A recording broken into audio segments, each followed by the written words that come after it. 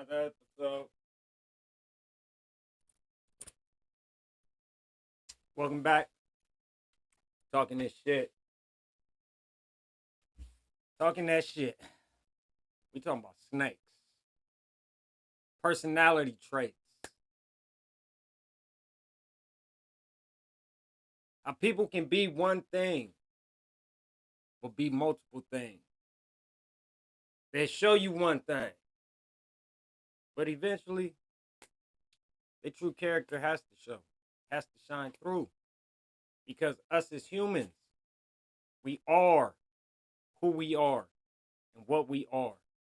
We can try to change, clean up our acts a little bit, become better in certain instances. Like your favorite rapper, for instance, he gets a little money and tries to be tough, but when it get hot and the pressure come, you only can be who you naturally are. Your cloth, your fiber, your essence, your fabric. It's what we're here to talk about today. Episode 3, personality traits. Videos going up each video, so I appreciate that. Keep up the subscriptions and the likes and all that shit. Control these algorithms. We are really gonna cut down on our cussing because gotta get that money. We're brought to you by Johnny the Driver. If you're ever in 29 Palms and you need a ride, you're trying to get to your destination safe and in a timely manner, give me a ring, Johnny the Driver. I'm here to serve you. Whether you're going from the Black Rock Canyon to the north entrance, to the north entrance, to the Black Rock Canyon, the middle of town, to the hotel. You trying to go up to Pappy and Harriet's from 29 Palms, I can accommodate that ride for you, Airbnbs, locals, and our tourist guests. Yes, please give me a call. Johnny the Driver. 5-star. But personality traits. So, took a few notes.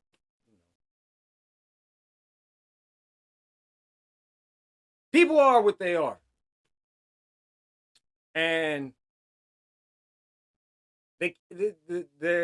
their actual personality trait can't be taught and it can't be shook up. This is what you are. This is who you are. You can go get a pit bull and put a bow on him, but he's still a pit bull. And if you piss him off, he's gonna lock his jaw. And then you got to stick a water hose down his throat in order to get him off you. But he's still gonna have a bow on his head, but he's still a pit bull. Some examples of these traits that are innately ours are compassion. You can't teach that. Like, some people are just naturally caregivers and understanding and loving and warm. And then you got people who are ruthless. They just are what they are. They're mean. They can be having a great day, but still walk around mean, ready to hurt something at the snap of a finger. There's nothing you can do about it. And then there's the hustler. Hey, me. Anyway, man, you can't teach hustle. Listen, I realized I was a hustler back in high school. Story. Don't tell Big Hardy this. Well, I'm grown now. And I'm faster. So he can't catch me. But, so my step pops was a hustler, right? I didn't even know he was a hustler. But one day, I was going through their room. I think I was looking for porn or something. But anyway, I was going through their room and I found this big ass box of weed. And I wasn't smoking at the time. I was young. I was like 12, 13. I found this big ass box of weed and I knew that my folks smoked weed and I knew I wanted some tater chips and some sodas from the stove and I ain't had no money and my mom was working. So I took this big ass handful of cess weed, probably like this big. Promise it was this big. Shanika, you know what I'm talking about. I took this big ass handful of cess weed, though, Shanika. And I was like, hey, give me some money for this. And she was like, how much you want? And I was like, man, it's only a little bit. Give me like $10 for it. And that was my first hand to hand. That was my first sale. I made $10 off of what I know now. I should have made $50 to $60 on. But that's when I knew it hit me. You feel me? I grew up around hustlers and everything, and I seen how they move, but I didn't understand the rush. And them chips never taste so good. But hustle, you can't teach it. It's in you or it ain't. That's why I can't work a structured 9 to 5 job. I was always trying to figure out a way to manipulate the system to work the way I needed it to work in order to maximize what it was worth to me for my time, because I knew that the $12, $13 you was paying me at the time wasn't worth an hour of my time when I can go grab this much weed from under the bed and yeah, hustle. Empathy. Some people are empathetic. Some people aren't. Me, I'm probably, I don't know what you would call me. So I feel people's pain and I look at the reason they act the way they act. So I understand them. I think I'm empathetic. I'm just not sympathetic. You know what I mean? Because sympathy is another trait. Like to care about why somebody feels the way they feel. That's one thing. I can feel it and I can understand it, but I don't care for it. I don't like to be around weak people. It's not one of my things. I don't rock with it. It's like shut up. Figure it out. I understand. Yeah, I get it. Life sucks. But figure it out. Sipping on horde and shit and stuff. But empathy. Independence. Some people are independent. Loners. Me, again, it's one of my personality traits. I don't like people. I'll tolerate people for a while, but I'm not the dude who needs to be around people to feel fulfilled. You know what I mean? You ever meet people that just have to be around people, have to be around loudness? I hate noise.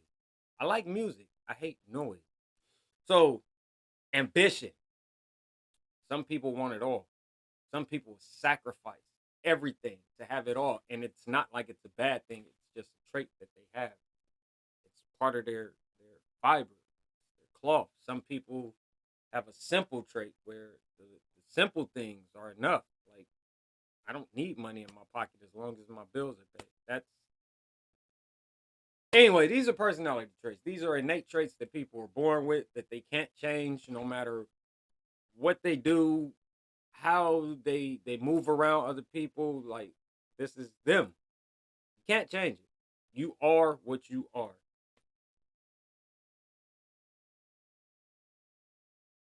That brings me to the sucker. That brings me to the sucker. The core of this podcast. What we will be focusing on. The sucker. Some people are born suckers. A sucker is a sucker, regardless. Sucker can you we all know suckers. The soft dude got put on the hood. He hard. When it's 10, 15 dudes around him, catch him by himself, patting his pockets and coming out his drawers. Sucker. Snake. The dude or the female who gets in, slithers around, tries to get nice and warm and comfy around you with the intent to just bite you. There's this story I read a couple months ago. This dude, his family, but the dad owned a snake. And he used to feed it rats and all the other shit, all the other stuff you feed snakes. One day, no, go back. Then they had a baby. The family had a baby. And all of a sudden, snakes stopped eating. So they had to be white because they took the snake to the vet. So when they took the snake to the vet, it was like, hey, the snake's not eating. And wait, go back. So the snake was a friendly snake. The snake used to like wrap around them and stuff. And yeah, white people shit. And they carried the snake with them everywhere they go. And then when they had the baby, the snake would sleep next to the baby. They would let the fucking snake sleep with the baby. White people shit. But so the snake stopped eating. They took the snake to the vet, and it was like something's wrong with the snake. The snake won't eat anymore. And the vet told the people he's starving himself in order to digest a bigger meal.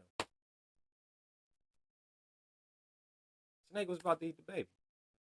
The snake was starving himself so he can eat the baby. The baby that these fools will let sleep in the crib with the snake. The friendly snake that they wrap around their neck and wear like a mink to the store. Snake they fed, home, kept warm, was ready to digest the most precious possession. The snake. You let a snake in, snake is still gonna be a snake. Snake can shed its skin 50 million times. It's still a snake. A snake can grow to 100 years old. It's still a snake. And when that snake gets hungry, it's gonna eat you. When that snake feels cornered, like it has no other option, bite you. All the snake knows is survival. That's why they tell you. Right? You can chop off a snake tail.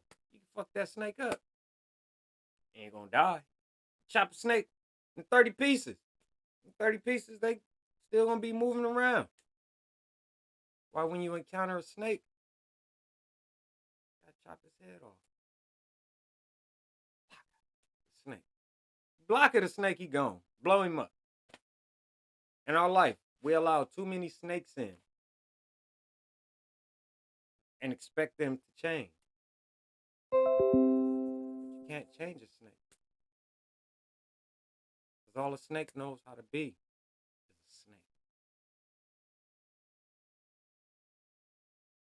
snake. That's as direct as I can give it to you.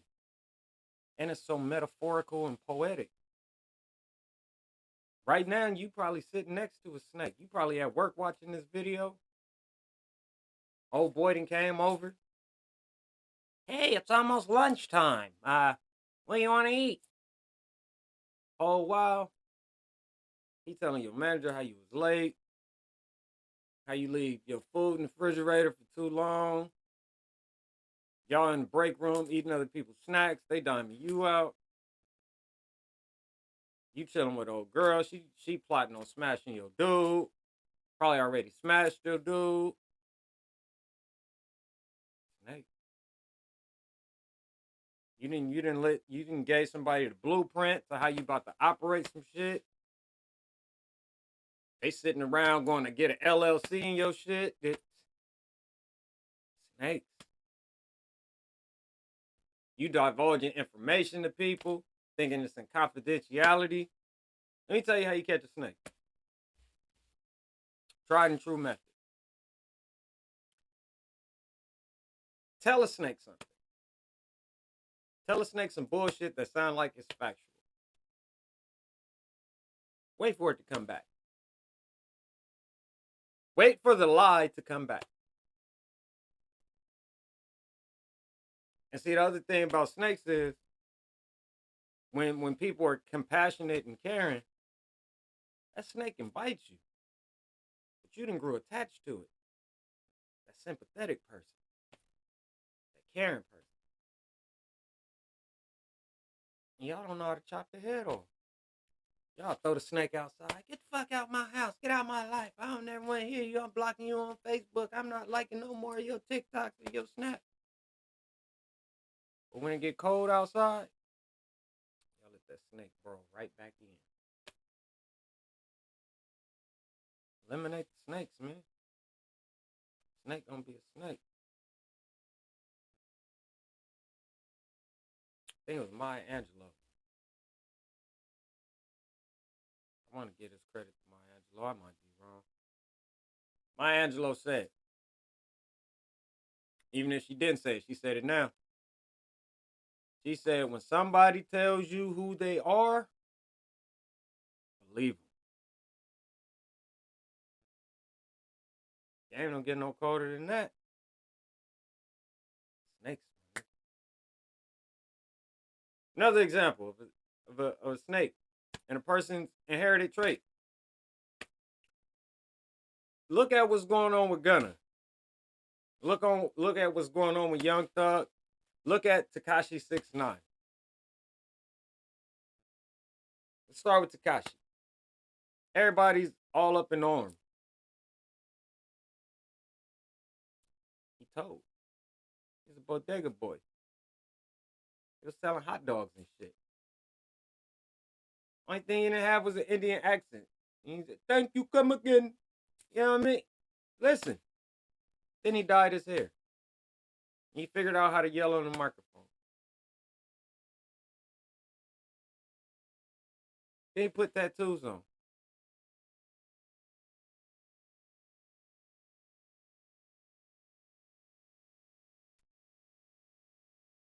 And then, when shit got hot, he told. Because he was a buster. And a buster gonna be a buster. Nothing you can do about it. Young Thug, stand-up guy. Let's Succa's in this circle. They had about 50 Codys. And they all took deals. So the trait of Young Thug was to stand on his shit. The trait of his Codys, Darwin's theory. Survival of the fittest. Shit get hot, break left. Self-preservation. Everybody can't stand on that shit they thought. Nip. Loyal. Died standing on who he was.